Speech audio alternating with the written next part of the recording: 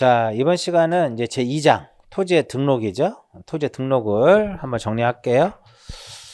자, 제 2장 토지의 등록.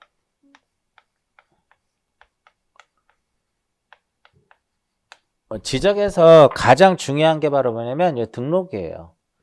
이 등록 사항이 가장 핵심적인 내용이다라고 보시면 돼요. 그럼 여기서 등록 사항은 제가 전 시간에 설명해 드렸었죠. 총 몇 개? 등록 사항에는 크게 세 가지가 있더라 이겁니다. 첫 번째 뭐야? 토지의 표시. 토지의 표시가 있고, 그 다음에 두 번째로는 소유자에 관한 사항이 있고, 세 번째로는 무엇이냐면, 세 번째는 기타적인 내용이 있다 이겁니다. 지적은 이 소유자라든지 기타적인 내용보다는 이쪽 토지의 표시에 항상 중점을 두고 공부를 하셔야 돼요. 소유자에 관한 사항은 그러니까 성명, 주소, 주민번호, 그 다음에 변동원인, 변동일자 이런 것들이고, 기타적인 내용이라 하면 토지의 등급이라든지 개별 공시지가 이걸 의미하는 거고요.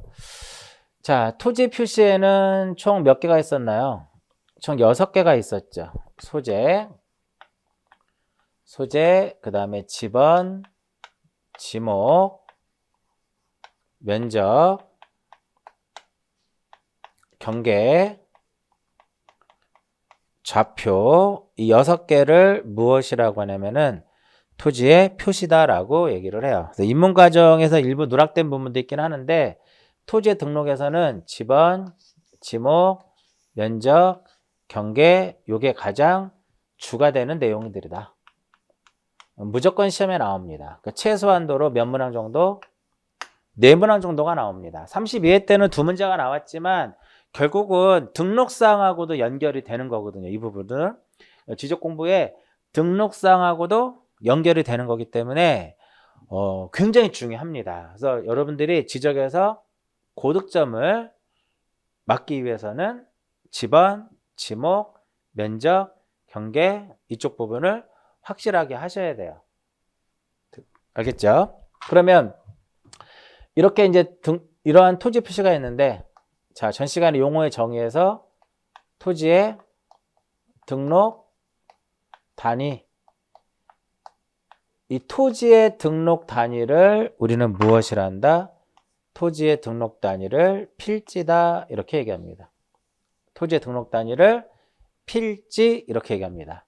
우리가 보면 토지는 거래는 1필지 단위로 하잖아요. 1필지 단위로 하는데 공간정보의 구축 및 관리 등에 관한 법률에서는 1필지로 정할 수 있는 기준이라는 게 있어요. 1필지로 정할 수 있는 기준이 있는데 그게 어떤 내용이냐면은 지번 부여 지역, 지번 부여 지역 안에 토지로서, 지번 부여 지역 안에 토지로서 소유자와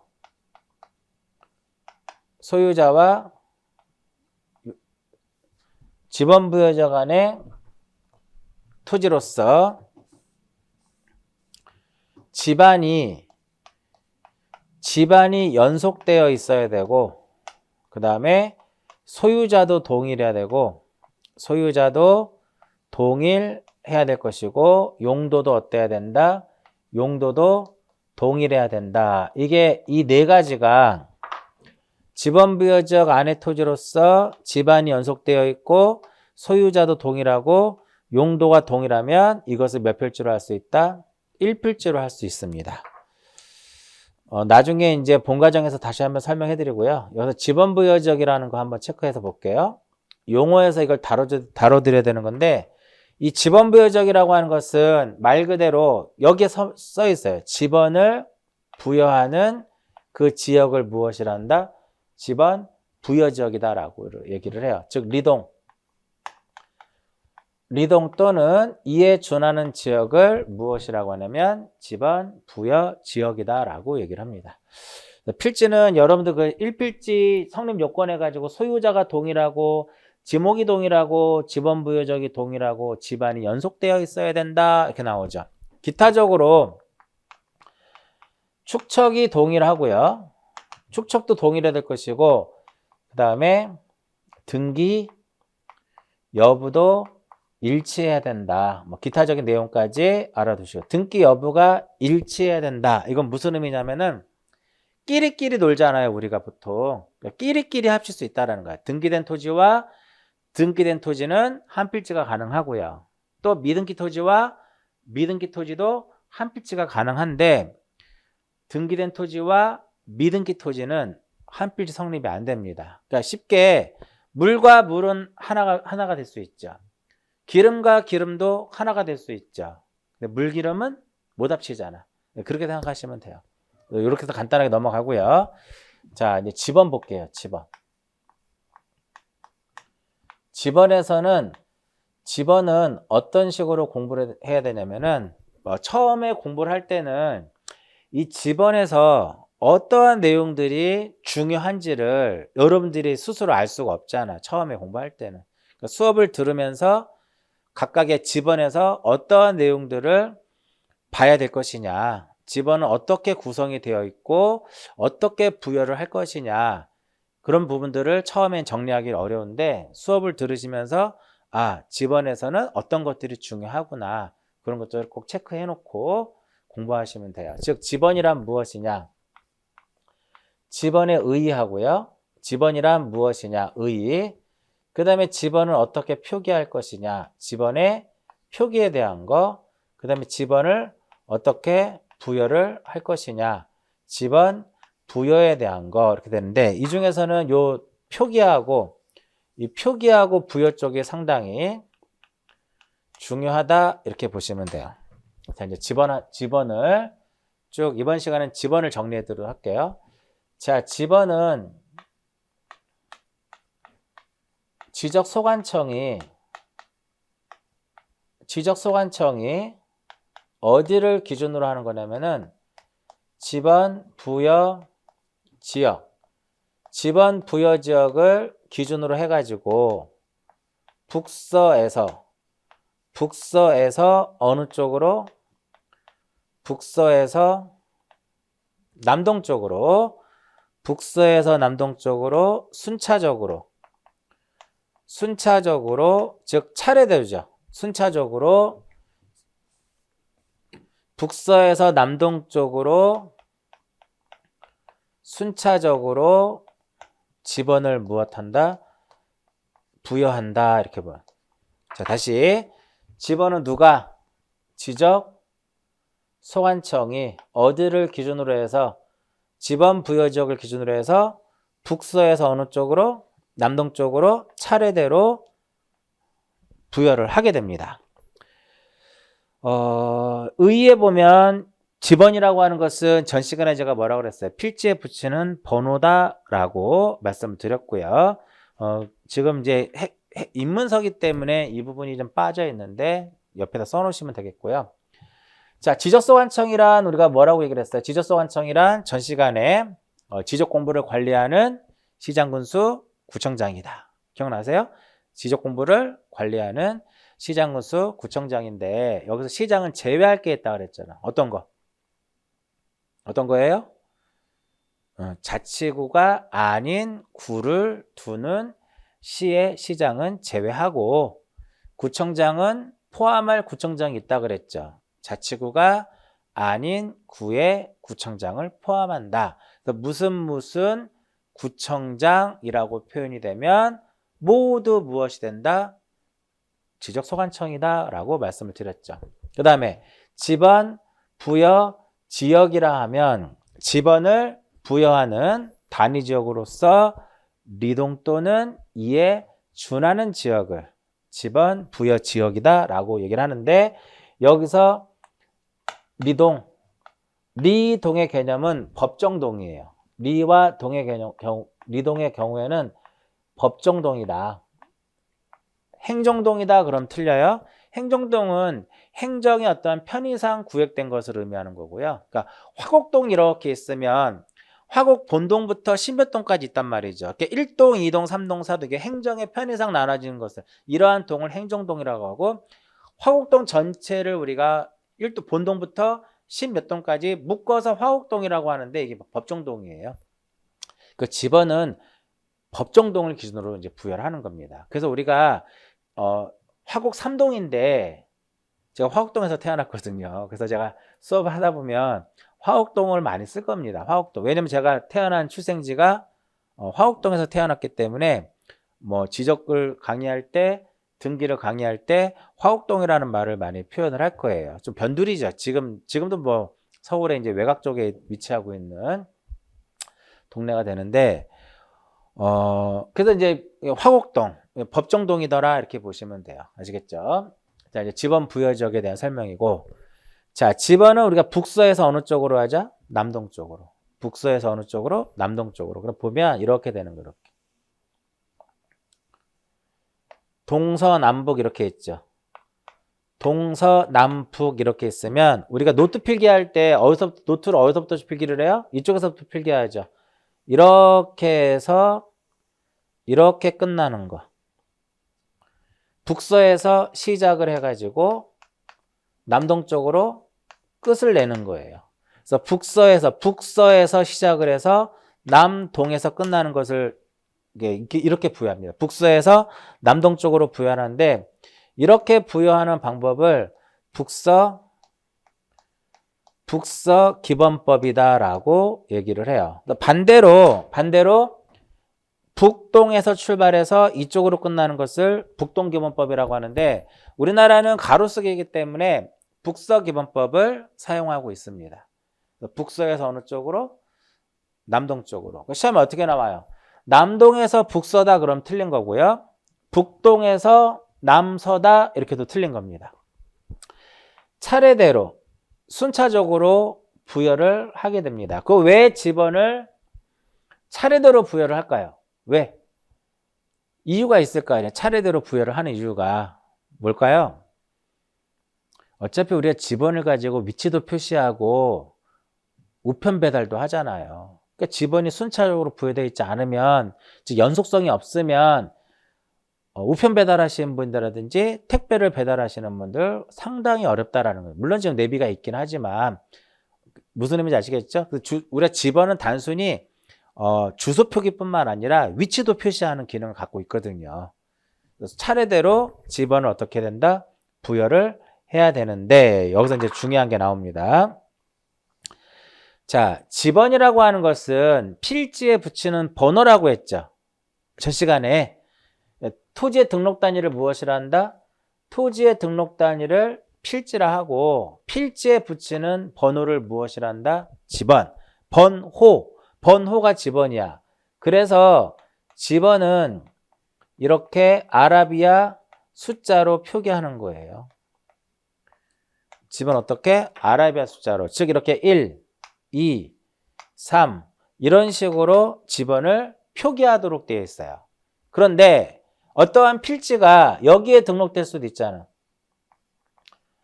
어떠한 필지가 임야대장하고 어디에? 임야대장하고 임야도에 등록되어 있더라. 그래서 제가 임야대장, 임야도는 1918년도에 임야조사 사업을 해가지고 그때 임야대장하고 임야도에 등록을 했다고 말씀드렸죠. 그래서 어떠한 필지가 임야대장하고 임야도에 등록되어 있다면 숫자 앞에 뭐를 써라? 숫자 앞에 산자를 써라 이겁니다. 근데 시험에 어떻게 나와요? 산자를 써라 그런데 숫자 앞에 임자를 써라 그러면 틀린 겁니다. 숫자 앞에 뭐를 써요? 산자를 씁니다. 그래서 우리가 두 개의 도면이 있으면 이게 지적도인지 임야도인지는 뭐 보고 판단하면 돼요? 예를 들어서 이렇게 도면이 이렇게 두 장의 도면이 이렇게 있습니다. 두 장의 도면이 있는데 필지만 이렇게 한번 그려볼게요. 편의상 그냥 이렇게 그려져 있는데 여기는 1에 대라고 써 있고 1에 임이라고 써 있으면 이건 둘 다 뭐야? 둘 다 지적도예요. 근데 여기에 뭐라고 써 있으면 앞에 숫자 앞에 뭐가 써 있으면 산자라고 써 있으면 이것은 무엇이다? 이것은 지적도의 개념이 되는 거고 이것은 무엇의 개념이 된다? 이것은 임야도의 개념이 되는 거야. 여기서 말씀드렸잖아. 어떤 토지가 임야대장하고 임야도에 등록되어 있다면 숫자 앞에 뭐를 써라? 산자를 써라 이겁니다. 그리고 집어는 본번과 부번으로 구성하도록 되어 있어요. 집은 어떻게 구성을 해요? 본번과 부번으로 구성을 하는데 앞에 게 본번이면 뒤에 게 부번입니다. 앞에 게 본번이고 뒤에 게 뭐예요? 부번이에요. 그럼 본번과 부번을 서로 연결시켜 줘야 되겠죠. 이렇게 있으면은 어떻게 우리 읽을 수가 없잖아. 이렇게 연결을 해줘요. 이렇게 연결해주고 읽을 때는 어떻게 읽어라? 다시가 아니라 무엇? 으라 읽는 겁니다. 1-1이라고 하면 안 돼요. 여러분들은 이제 공인중개사 공부를 하니까 이거 1-1로 하면 안 되고 1의 1 이해하셨어요? 본번과 부번 사이에는 이렇게 연결을 시켜주고 읽을 때는 뭐라 읽는다? 의 이렇게 읽는 겁니다. 1-1 그러면 안 됩니다. 그래서 제가 수업을 하다가 여러분들한테 자 이렇게 써놓으면은 이거 1-1이라고 해야 되는 1-1이라고 하는 사람들 되게 많아요. 조심하셔야 돼. 그러니까 어차피 시험에서는 자주 나오는 내용이니까 제가 처음에 말씀드렸어요. 칠판에 쓰는 것들은 지금 눈에 보이는 칠판에 제가 쓰는 내용들은 전부 다 시험에 출제되는 것들입니다. 아시겠죠? 제가 수업의 성격상 책을 읽어드리거나 밑줄을 그어드리지는 않습니다. 밑줄 여러분들 글 수 있잖아요. 여러분들이 학원에 나오는 이유가 책에다 밑줄 그어 나온 거 아니잖아요. 수업을 들으시면서 충분히 제가 중요한 거를 강조를 해드립니다. 어떤 게 중요한지를 충분히 강조해드리니까 그 부분에 대해서 여러분들 잘 캐치를 하시고 밑줄을 그어주시면 돼요. 제가 지금 공인중개사 15년, 16년 정도 수업하는데 책에 밑줄을 그어준 적이 별로 없어요. 그래서 그 수강생들이 엄청 불만을 합니다. 어떤 교수님들은 책에 밑줄을 그어주는데 왜 우리 공시 교수님은 밑줄을 안 그어주냐 이거예요. 근데 저는 수업의 어떠한 제 개인적인 생각은 밑줄을 그어주려고 수업하지는 않아요. 밑줄을 그어주려고. 그리고 여러분들이 책을 읽는 것은 나쁘진 않아. 책을 읽는 건 되게 좋은 거예요. 그런데 무작정 책을 읽는 게 아니라 어느 정도 내용을 알고 책을 읽으시라는 거예요. 민법을 예를 들어볼까요? 전혀 내용을 몰라. 근데 책을 읽어. 읽으면 뭐예요? 그 무슨 뜻인지 모르는데. 그래서 근데 내용을 좀 공부를 해서 수업을 듣고 내용을 좀 알면 그때 책을 읽으면 책이 눈에 잘 들어온단 말이죠. 그래서 처음부터 책을 읽는 게 중요한 게 아니라 수업을 듣고 일부 정리하고 조금 내가 이것을 내용을 좀 안다라고 하면 그때 책을 정독하는 게 굉장히 도움이 돼요. 근데 아무것도 모르는 상태에서 책을 읽는 건 그건 말짱 꽝이에요. 말짱 꽝이야. 그래서 어느 정도 내용을 알고 그때부터 책을 꾸준하게 보시라는 거예요. 밑줄 안 그어준다라고 뭐라고 막 그러지 마시고요. 책에 여기 제가 칠판에 쓰는 게 책에 다 있습니다. 책에 다 있고 다 중요하니까 여기다 칠판에 쓰는 것들이거든요. 기억하시고요. 요 부분들도 지금 여기서부터 여기까지의 이 내용이 공간정보의 구축 및 관리 등에 관한 법률을 딱 펼쳐보면 그대로 써 있어요. 그래서 지적은 법조문을 벗어나는 문제는 안 나온다고 제가 맨날 말씀드리잖아요. 10년이 넘었습니다. 개인적인 출제자들의 개인적인 의사가 표현되는 것은 단 한 문제도 없습니다. 이제 수업 시간에 해드리는 거 곧 법률에 있는 내용들이다 라고 보시고 강의를 들으시면 돼요. 자, 지적에서 가장 중요한 게 바로 뭐냐면 토지의 무엇이다? 토지의 이동입니다. 그래서 교재 330페이지 법률 규정에 따른 지번 부여 방법 이렇게 타이틀이 적혀 있는데 토지가 이동이 됐을 때 어떻게 지번을 부여할 것이냐 이 부분이에요. 자, 토지가 이동이 되면 조사 또는 무엇을 한다? 조사 또는 측량을 한다라고 했어요. 측량의 대표적인 것이 뭐가 있었을까? 신규 등록. 그 다음에 등록 전환. 신규 등록, 등록 전환. 분할, 조사의 대표적인 거 합병, 그 다음에 지목 변경, 그 다음에 측량이 이제 도시개발 사업. 제가 용어할 때 지적측량 쪽에서 도시개발 사업을 하게 되면 토지의 표시를 새로이 확정한다 그랬어요. 그때 실시하는 측량을 무슨 측량이라고 한다?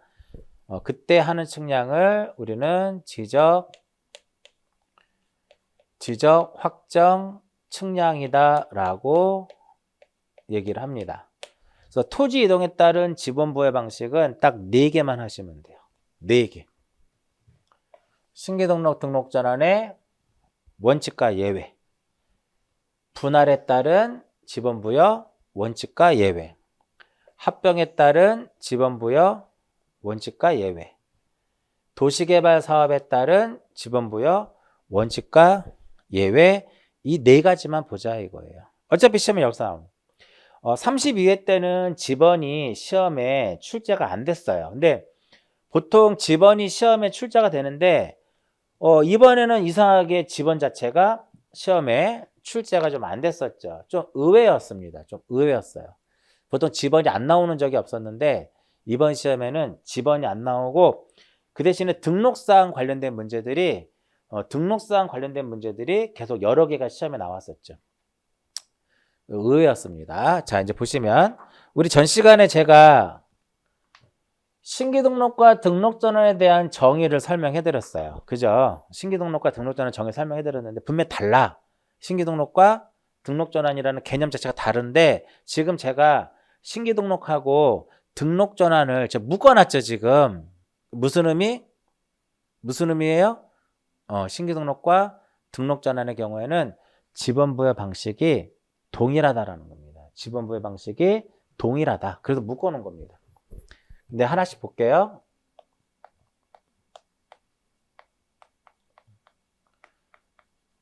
우리가 신규등록에 대해서 지번부여를 어떻게 할 것이냐는 그림을 통해서, 그러니까 공부를 할 때는 그림을 통해서 공부하는 것도 되게 좋은 방법 중에 하나예요.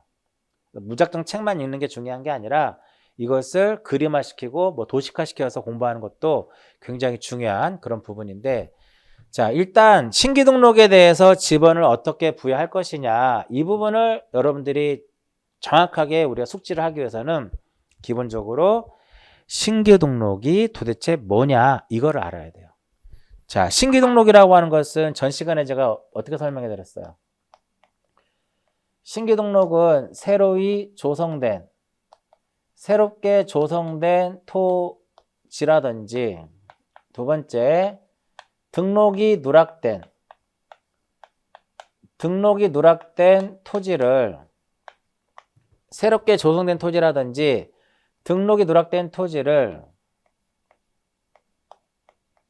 지적 공부에다가 무엇하는 것, 등록하는 것, 이걸 무엇이라 한다? 신규등록이다 라고 얘기를 했어요. 그러면 새로이 조성된 토지라고 하는 것은 무엇을 의미한다? 공유수면을 무엇한 경우? 공유수면을 매립한 경우다 라고 얘기를 했어요. 그죠? 자, 그럼 이제 볼게요. 이렇게 도면을 한번 그려봅니다. 빨간색으로 그렸는데 붉은색으로 그렸죠. 이걸 우리가 도각선이라고 그래요. 그리고 왜 도각선을 이렇게 제가 붉은색 분필로 했느냐, 실제 도각선은 붉은색으로 우리가 제도를 하도록 되어 있어요. 자, 여기에 이제 필지들이 이렇게, 기존의 필지들이 이렇게 존재합니다. 필지들이 이렇게 존재하는데 얘가 지번이 1이고 얘가 2번이고 지번이 3이고 얘가 지번이 100이에요. 지목은 뒤에다 쓰는데 그냥 안 쓸게요. 자, 이쪽이 이제 뭐냐면은 바다가 됩니다. 이쪽이 바다다. 근데 공유수면을 매립을 했어요. 이렇게 매립을 했습니다. 이렇게 매립을 해요. 그러면 우리 지번은 연속성도 갖춰야 되지만 종속성도 있거든요. 그래서 종속성의 원리를 이용을 해가지고 여기에 지번을 부여를 해야 되는데, 얘가 인접토지죠. 인접토지의 1이라고 하는 것은 본번이죠. 인접토지의 본번에 뭐를 붙여라? 부번을 붙이는 겁니다. 이게 원칙이에요. 그래서 신규 등록의 경우에는 신규 등록에서의 지번 부여 원칙은 무엇이다? 인접 토지의 본번에 부번을 붙이는 겁니다. 인접 토지의 본번에 무엇을 붙여라? 부번을 붙인다. 이게 인접 토지의 본번이고 부번을 붙일 때는 이렇게 붙여야 되는 거죠. 이렇게. 그런데 매립을 했는데 여기를 매립을 했어요. 여기를 매립을 했어. 그럼 여기서 이 100이라고 하는 것이 그 지번 부여 지역의 최종 본번이라고 보자고요. 최종 본번이에요. 최종 본번 또는 최종 지번 이렇게 해도 되고 최종 지번 이렇게 최종 지번이라고 가정하자고요. 여기를 매립을 하게 되면 자 여러분들이 생각을 해보세요. 자 지번은 본번만을 가지고 지번을 부여하는 게 좋을까요? 본번과 부번이 섞여 있는 게 좋을까요? 본번만 갖고 부여하는 게 가장 좋아요. 부번이 있으면 헷갈리거든. 근데 본번만 있으면 1, 2, 3, 4, 5, 6, 7, 8, 9, 10 이렇게 하는 게 훨씬 더 위치도 표시하기 쉽고 주소 파악도 쉽잖아요. 근데 부번이 많을수록 이게 이제 점점 이게 꼬여지는 거란 말이에요. 그래서 가급적이면 단순해야 되거든요. 지번 자체는. 그래서 만약에 여기를 매립을 했다면은 인접 토지의 본번에 부번을 붙이지 않고 여기 100이 최종 본번이라고 했죠. 최종 본번 다음 순번으로 해서 이렇게 본번을 붙이는 겁니다. 또 여기를 매립을 했어요. 기존에 등록된 토지하고 멀리 떨어져 있단 말이에요. 멀리 떨어져 있으면은 부번을 붙일 수가 없으니까 최종 본번 다음 순번으로 해서 본번을 붙입니다. 또한 이렇게 여러 필지로 되어 있을 때 필지 자체가 여러 필지로 되어 있을 경우에는 즉 최종 지번에 무엇하거나 최종 지번에 이렇게 인접하여 있거나 최종 지번에 인접하여 있거나 멀리 떨어져 있거나 여러 필지로 되어 있을 경우에는 인접 토지의 본번에 부번을 붙이는 것이 불합리하다. 그럴 때는 어떻게 하자? 그 지번 부여적의 최종 본번 그 지번 부여적의 최종 본번 다음 순번으로 해가지고 순차적으로 뭐를 붙이자? 본번을 붙이자 이겁니다. 그래서 100의 1이 아니라 100일 100일 여기도 100일 이런 식으로 붙이는 겁니다. 그러니까 신규 등록은 원칙은 무엇이다? 인접 토지의 본번에 부번을 붙이자 이거예요. 이해하셨어요? 그런데 최종 지번에 인접하거나 멀리 떨어져 있거나 여러 필지로 되어 있을 경우에는 최종 본번 다음 순번으로 해서 순차적으로 본번을 부여하자 이겁니다. 원칙과 예외에 대한 설명이고요. 그 다음에 등록 전환. 지금 지번 부여에 대해서 여러분들이 공부를 하면서 자연스럽게 전 시간에 했던 것을 복습하게 되는 거야. 그렇지 않나요? 전 시간에 신규 등록 정의 설명해 드렸었잖아요. 등록 전환 정의 설명해 드렸고 이런 것들이 전 시간에 했던 내용들을 가지고 앞으로의 과정들을 이제 쭉 우리가 수업이 진행이 되니까 반복적인 이제 학습이 가능한 겁니다. 자, 등록 전환은 이게 등록 전환이죠. 임야대장하고 어디에? 임야대장과 임야도에 등록되어 있는 토지를 토지대장과 어디에? 지적도로 임야대장, 임야도에 등록된 토지를 토지대장 지적도로 옮겨 등록하는 것을 무엇이라 한다? 등록 전환이다. 이렇게 얘기를 해요. 이해하셨어요? 자, 그러면 이제 볼게요.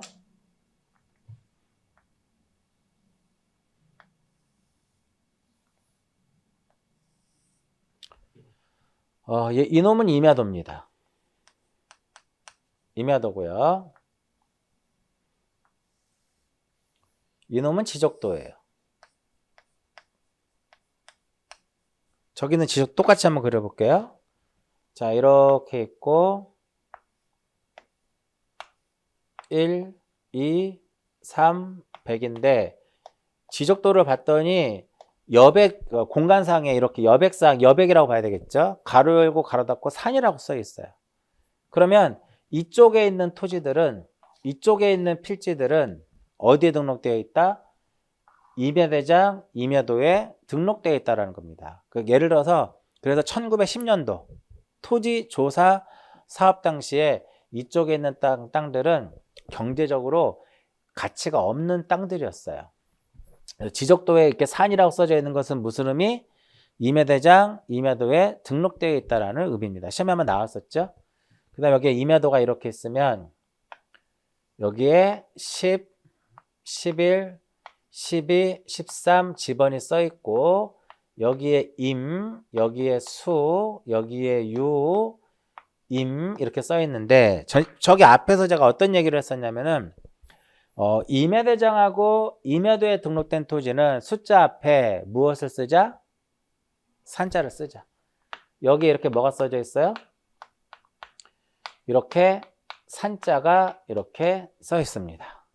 자, 임야를 개간을 해가지고요. 요 임야에다가 형지 변경을 해가지고 뽕나무를 재배를 합니다.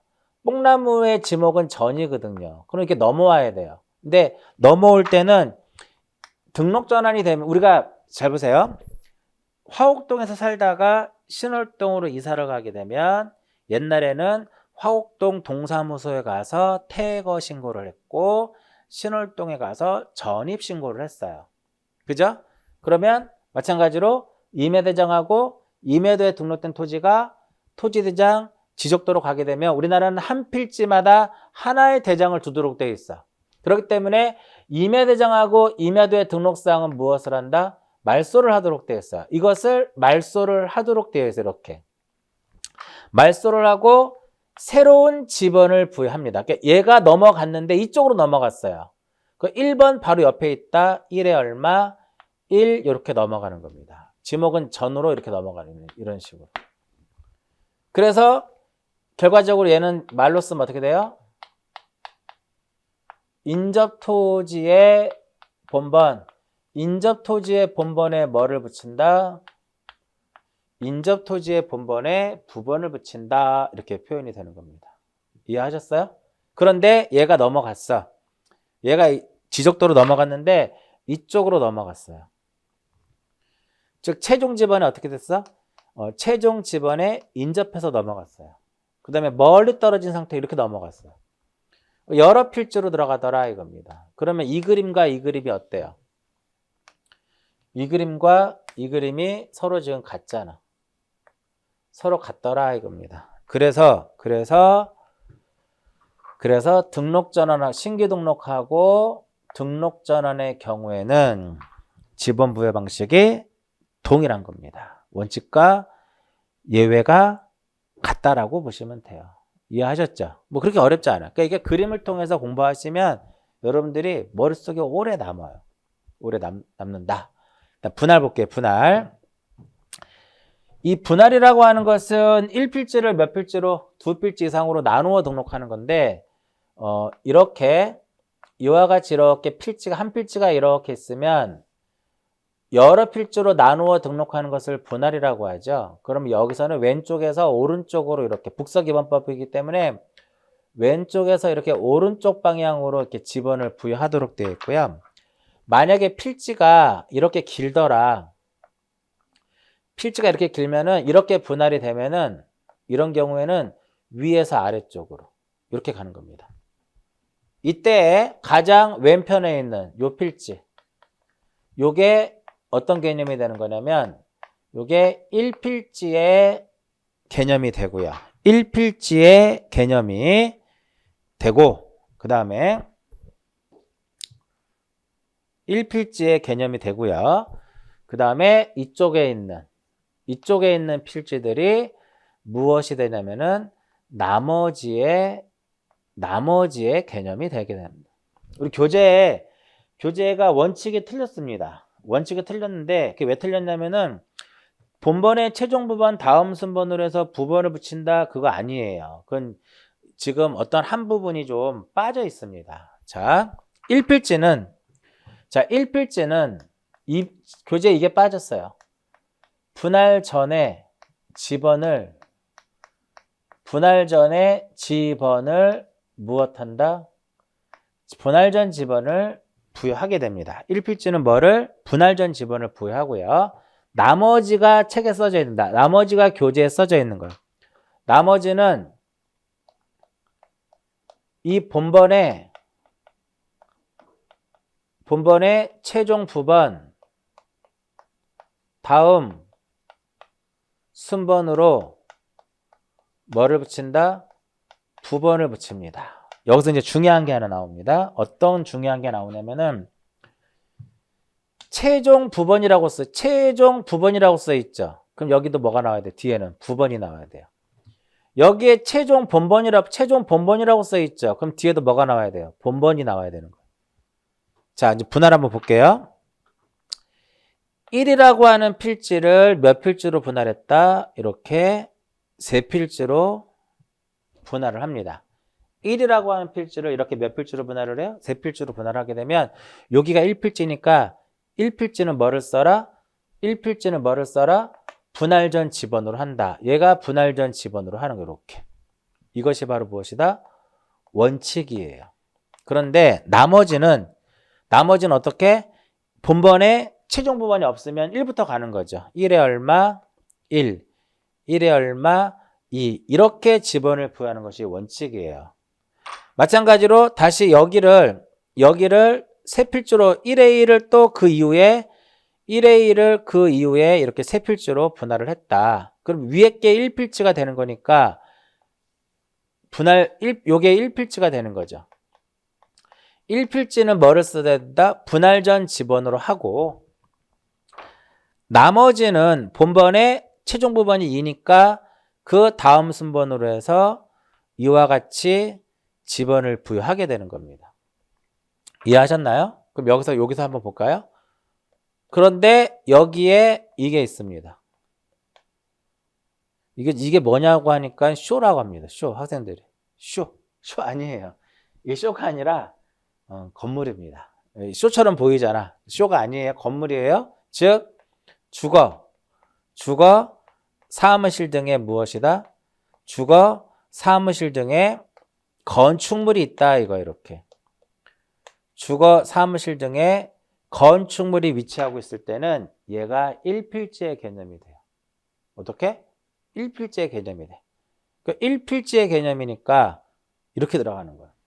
1필지의 개념이 되더라. 이쪽이. 그래서 이렇게 되는 거야. 분할 전 지번을 우선적으로 부여하는 겁니다. 그래서 이게 예외 규정이에요.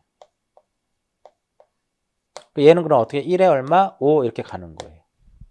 그래서 분할은 다시 1이라고 하는 필지를 이렇게 몇 필지로 분할을 했다? 세 필지로 분할을 하게 되면 1필지는 뭐를 쓰고 분할 전 지번으로 가고 나머지는 본번에 최종 부번 다음 순번으로 해서 부번으로 부여하는 겁니다. 1의 1을 세 필지로 분할했을 때 여기가 1필지의 개념이 되는 거죠. 그 분할 전 지번을 우선적으로 부여하니까 1에 1로 가는 거고 나머지는 본번에 최종 부번이 2니까 다음 순번으로 해서 이렇게 부번을 붙이는 거예요. 그 다음에 이렇게 분할되는 필지에 무엇이 존재한다? 주거, 사무실 등의 건축물이 위치하고 있을 때는 걔가 1필지가 되는 거예요. 그게 1필지가 되는 거예요. 그래서 분할 전 지번을 어떻게? 우선적으로 부여하자 이겁니다. 그렇게 어렵지 않죠? 그러니까 여러분들이 처음에는 좀 뭐 생소하고 낯설고 하지만 수업을 듣고 조금만 여러분들이 복습하고 하시면 여러분들이 원하는 자격증을 취득할 수 있을 겁니다. 복습하셔야 돼요. 처음에 예습 필요 없어. 뭐 알아야 예습을 하죠. 저 개인적으로 그렇게 생각을 해요. 예습할 시간에 차라리 복습을 하시라는 거야. 어차피 우리가 지난주에 배웠던 것을 가지고 이번 주도 이용을 하고 이번 주에 공부를 했던 것을 가지고 다음 주에도 적용을 하기 때문에 어느 정도 일정 여러분들이 수준에 올라가면 예습 복습을 해도 돼요. 예습도 해도 되고 복습도 해도 되는데 지금 초반의 입문 과정에서는 예습보다는 복습이 더 중요합니다. 예습보다는 복습이 더 중요하다. 과목이 6과목이다 보니까 진도를 따라가기도 힘들어요. 사실은 한 번 진도를 놓쳐버리면은 2달은 그냥 넘어가는 거예요. 11월, 12월에 11월 달, 12월 달에 이제 쭉 과정이 가는데 중간에 어떠한 일이 있어서 빠지게 된다. 그러면 이제 강의가 안 보던 강의들이 이제 계속 누적되다 보면은 그냥 1월 달부터 다시 해야지라고 마음 먹고 또 11월, 12월은 논단 말이에요. 그럼 또 1월 달에 다시 듣다 보면 또 새롭거든. 또 힘들어지고. 그래서 그런 과정이 반복이 되면 좋은 결과를 얻을 수가 없어요. 그래서 가급적이면 여러분들이 그 목표로 하는 게 자격증 취득이잖아요. 이 공인중개사 시험은 상대평가가 아니라 절대평가이기 때문에 여러분들이 노력한 만큼 성적이 따라오게 되어 있어요. 그리고 좀 절실해야지. 무조건 난 취득을 해야 된다. 2022년도에는 무조건 나는 자격증을 취득해야 된다. 그런 어떤 절실함이 있어야 자격증 취득합니다. 내년에 안 되면, 올해 안 되면 또 내년에 보지. 또 내년에 안 되면 또 후년에 보지. 급한 것도 없는데. 그러면 막 4년, 5년씩 공부하는 거예요. 그래서 가급적이면 중개사 공부를 하기로 마음을 먹었으면 그냥 한 번에 끝내시라는 거죠. 힘들어도. 쉽지는 않아요. 과정 자체가. 그러나 마음 먹었으면 꼭 오래 붙자라는 그 마음가짐을 가지고 공부를 하셔야 돼요. 자, 이제 합병 볼게요. 합병은 여러 필지를 하나로 합치는 거죠. 그게 합병입니다. 그럼 예를 들어서 1의 1과 1의 2와 1의 3과 1의 4가 4필지가 되는 거죠. 이거를 가장 합치면 1의 1로 갑니다. 그럼 이걸 어떻게 말로 표현할 것이냐? 선순위다. 1의 1, 1의 2, 1의 3, 1의 4 중에 가장 선순위는 뭐야? 1의 1이란 말이에요. 합병전 지번 중 선순위 지번으로 부여하자 이겁니다. 그런데 1의 1이 있고 2가 있고 3이 있고 2에 1이 있더라. 즉 지금 뭐로 되어 있는 게 있어요? 이렇게 본번만으로 된 지번이 존재하죠. 이렇게 본번만으로 된 지번이 존재하더라. 그럴 경우에는 본번 중에서도 먼저 선순위로 하자 이겁니다. 이렇게 본번만으로 된 지번이 존재할 때는 그 본번 중에 무엇? 선순위 지번을 합병 후의 지번으로 하자 이렇게 표현이 되는 겁니다. 이게 원칙이에요. 근데 여기에 뭐가 있어요? 이렇게 주거, 사무실 등에 2의 1에 주거, 사무실 등에 무엇이 있어요 지금? 주거, 사무실 등에 건축물이 위치하고 있더라 이거예요. 주거, 사무실 등에 건축물이 위치하고 있을 때는 어차피 토지 소유자는 한 사람이거든요. 4필지에도. 그때 만약에 토지 소유자가 합병 후의 지번으로 해달라고, 그러니까 주거, 사무실 등의 건축물이 위치한 지번을 합병 후의 지번으로 해달라고 신청을 하게 되면 그 건물이 위치한 지번을 합병 후의 지번으로 해주겠다 이겁니다. 핵심은 신청을 해야 돼요. 이게 합병입니다. 합병. 그럼 이제 3가지 한 거죠. 신규 등록과 등록 전환에 대한 것과 분할과 합병 이렇게 3가지에 대해서 지번 부여를 설명해 드렸고, 그럼 이제 마지막으로 요거 도시개발 사업. 자, 도시개발 사업 보시면은요.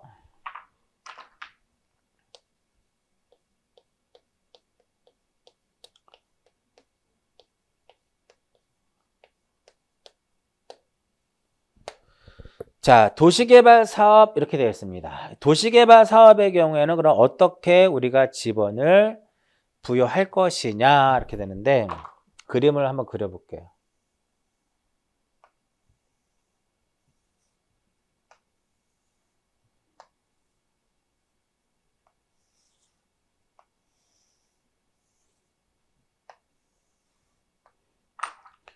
기존에 이렇게 필지들이 이런 식으로 불규칙하게 이루어집니다.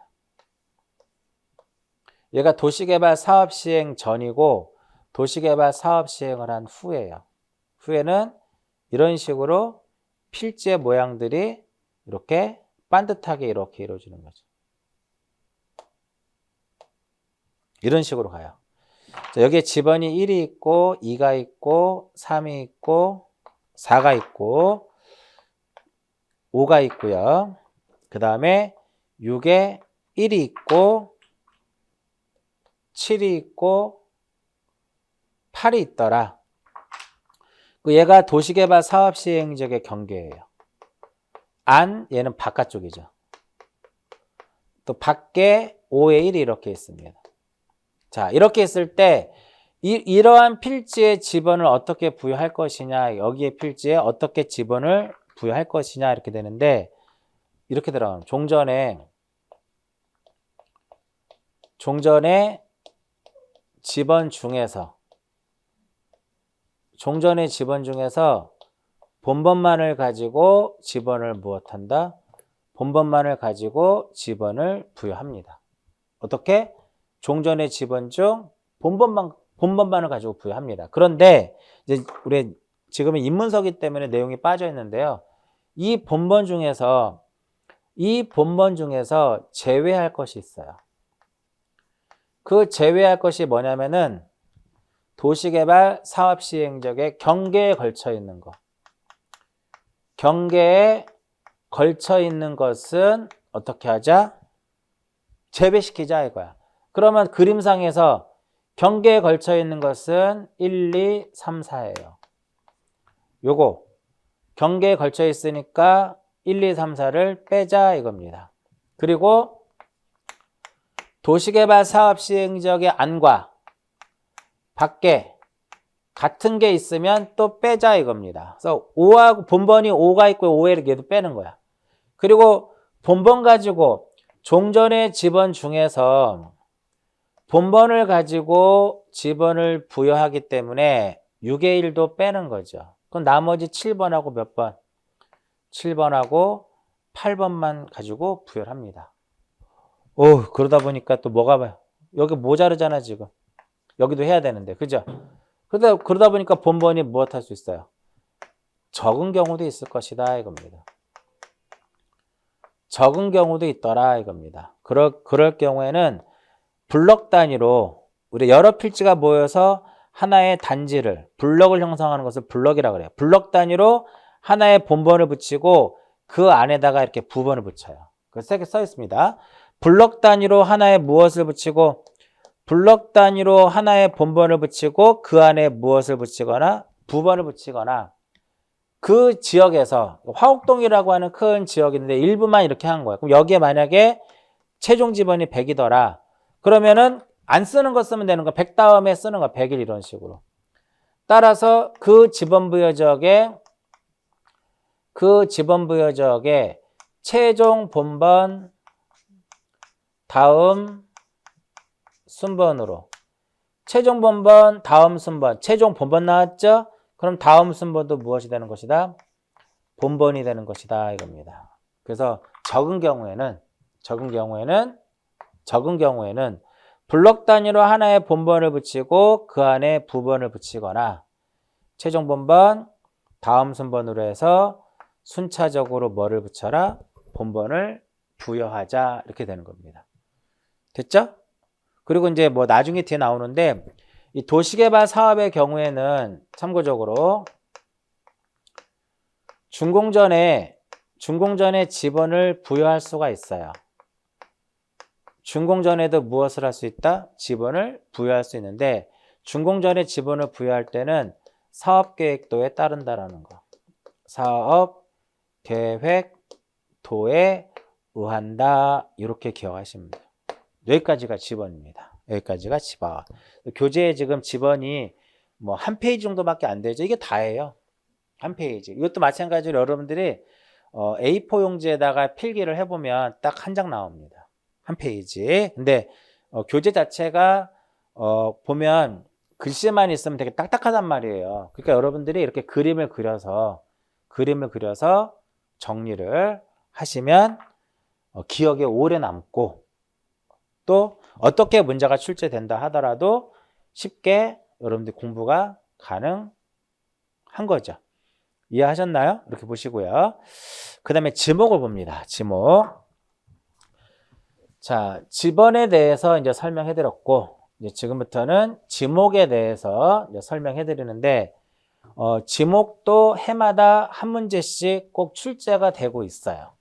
지목도 한 문제씩 꼭 출제가 되고 있으니까, 지목을 이제 잘 공부를 하셔야 되는데, 이번 입문과정에서는 법정지목 28개를 다 하기에는 지금 입문과정이니까 이 부분은 좀 빼고요. 그 지목에서 여러분들이 간단하게 알아야 될 것만 몇 개만 설명해 드리도록 할게요.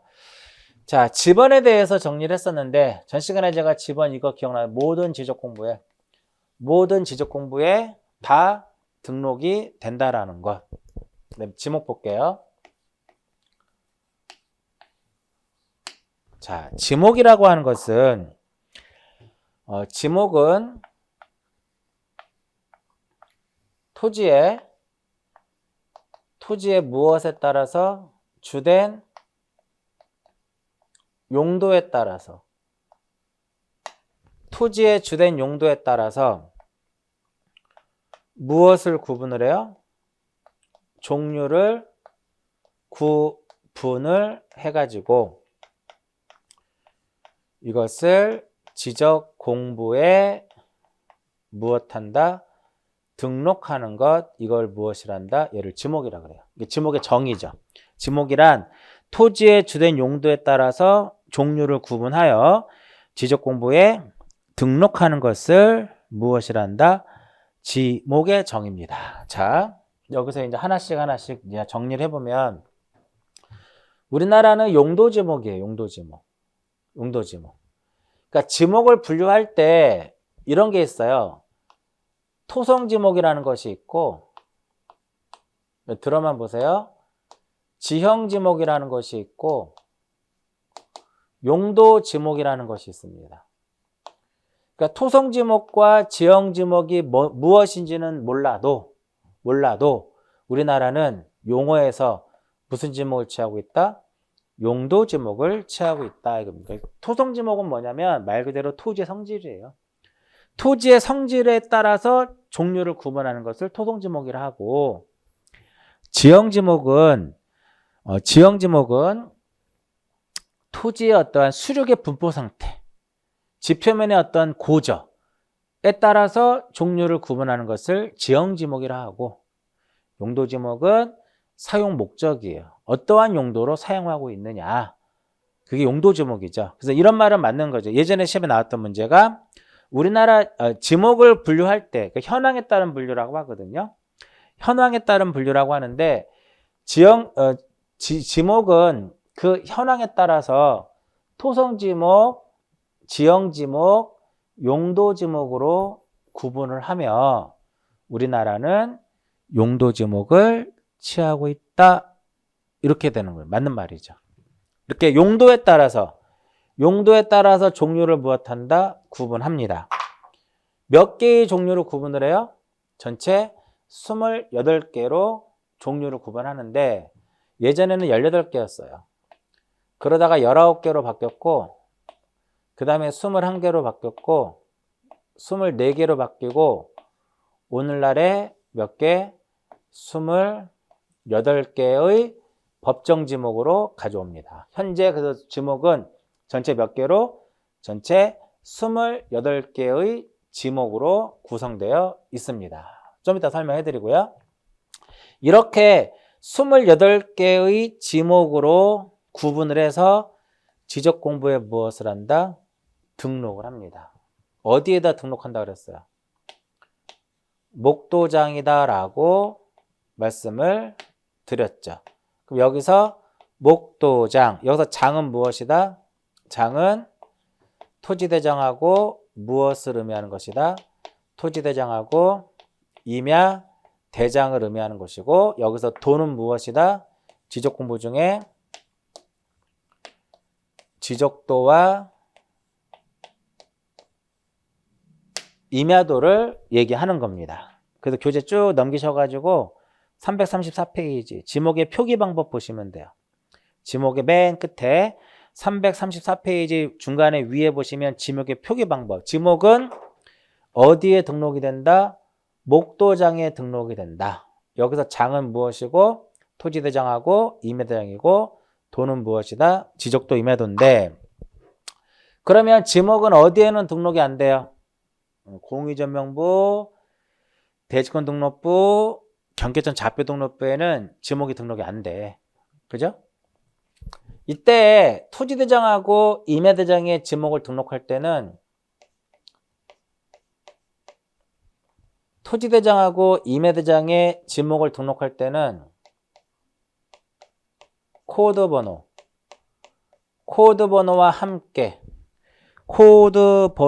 함께 정식 명칭을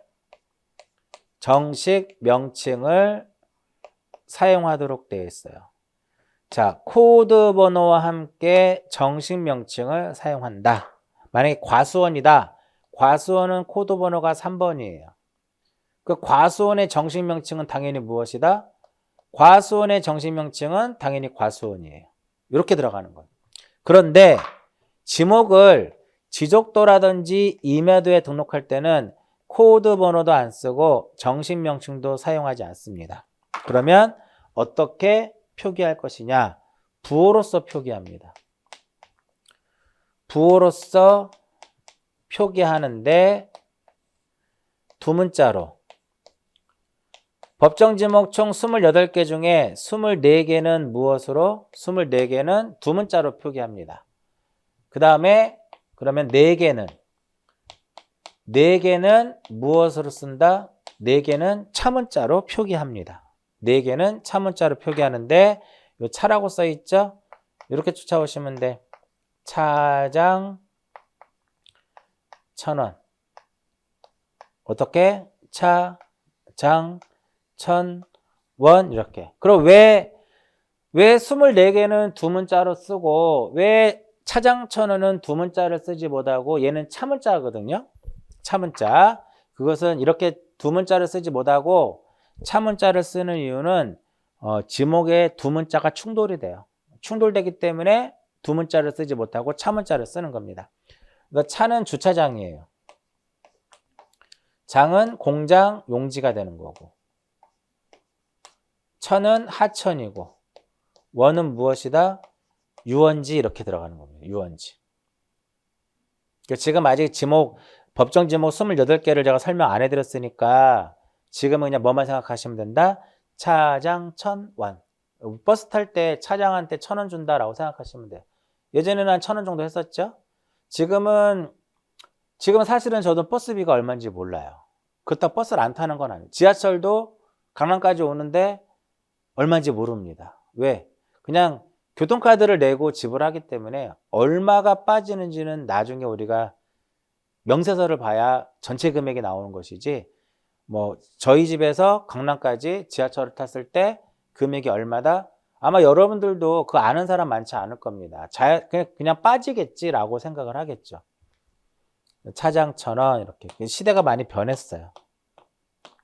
자, 그러면 요게 이제 지목의 가장 핵심이거든요. 기본적인 것이고. 다시 이제 앞쪽으로 넘어와서 331페이지를 보시면 지목의 설정 원칙이 있죠. 우리가 지목을 설정할 때는 한 필지마다 하나의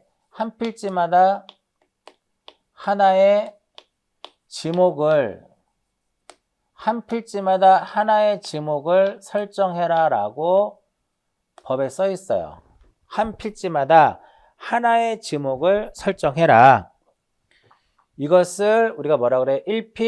일목의 원칙이다 라고 얘기를 해요. 필지마다 하나의 지목을 설정해라. 그런데 한 필지에 둘 이상의 용도로 사용한다면 그때는 주지목에 의해서 지목을 설정해라 이렇게 돼요. 그러니까 우리가 보면 농가주택을 보면 대가 있죠. 건축물이 있잖아. 그리고 축사도 있고 축사는 목장용지거든요. 앞에 밭도 있어. 전이야. 근데 그 농가주택 안에 있다면 주택 용도가 뭐예요? 농가주택이잖아. 거주잖아요. 지목이 대가 되는 거죠. 주지목, 추종의 원칙 이렇게 있고요. 1필 1목의 원칙이 있고 주지목, 추종의 원칙이 있고 그 다음에 우리가 지목은 일시적으로, 임시적으로 어떤 토지를 일시적인 용도로, 임시적으로 다른 용도로 사용했을 때 용도를 바꿀 수가 없습니다. 그러한 것을 무엇이라고 하냐면은 그러한 것을 영속성의 원칙이다 라고 얘기를 해요. 얘는 일시 불변의 법칙이다 라고 얘기를 합니다. 자, 일시적으로, 임시적으로 다른 용도로 사용해도 지목은 바꿀 수가 없다라는 거. 그리고 마지막으로 지목의 설정 원칙에 사용 목적 추종의 원칙이 있어요. 교재도 나와 있듯이 사용 목적 추종의 원칙이 있는데 이 사용 목적 추종의 원칙이라고 하는 것은 어떤 거냐면은 만약에 우리가 택지 개발을 했어요. 택지 개발 조성 사업이 완료가 되면 미리 사용 목적에 따라서 지목을 대로할 수 있습니다. 이게 바로 뭐 옆에 용어 N 참고해 보면 나와 있죠. 사용 목적, 추종의 원칙 이렇게 얘기합니다. 설정 원칙 4개 정도만 딱 기억을 하시면 되겠고요. 자, 지목에는 법정 지목이 총 몇 개가 있다고 28개가 있다라고 말씀을 드렸어요. 자, 이것은 여러분들이 정확하게 무엇을 알고 있어야 돼요? 정식 명칭도 알고 있어야 되고 정식 명칭도 알고 있어야 되고 부호로도 알고 있어야 된다 이겁니다. 이 문제는 학개론에서도 시험에 나오잖아요. 부동산 학개론에서도 시험에 이제 출제가 되고 있습니다. 그래서 이번 입문과정에서는 전부터 잡종지까지 하나하나 다 설명을 하는 것보다는 그냥 28개의 법정 지목을 제가 설명해 드려서 그냥 써볼게요. 4개씩 끊어서 보통 읽어요. 전답, 과목, 임, 광, 염대, 임광, 염대, 장학, 차주, 장학, 차주, 창도, 철제, 천구유양,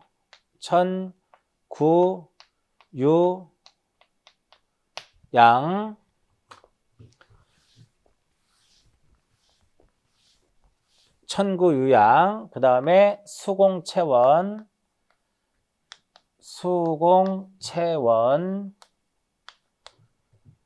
그 다음에 종사묘잡.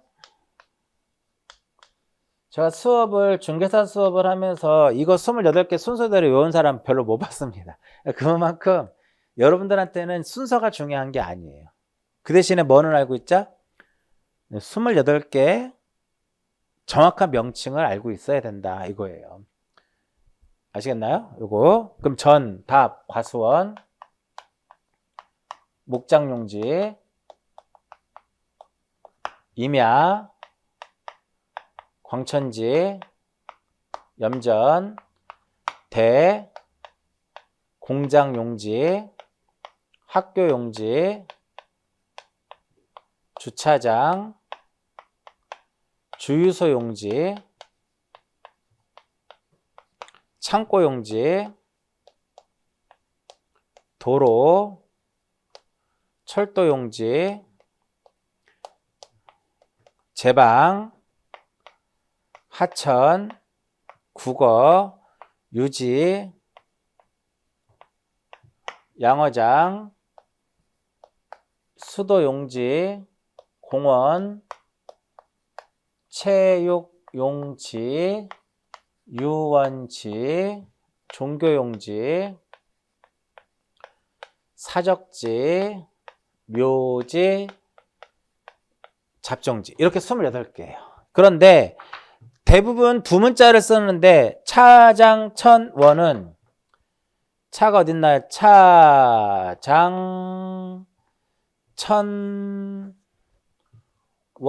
이 네 개에 대해서는 도면에 표기할 때, 즉 지적도와 임야도에 표기할 때 두 문자를 쓰지 못하고 차 문자를 씁니다.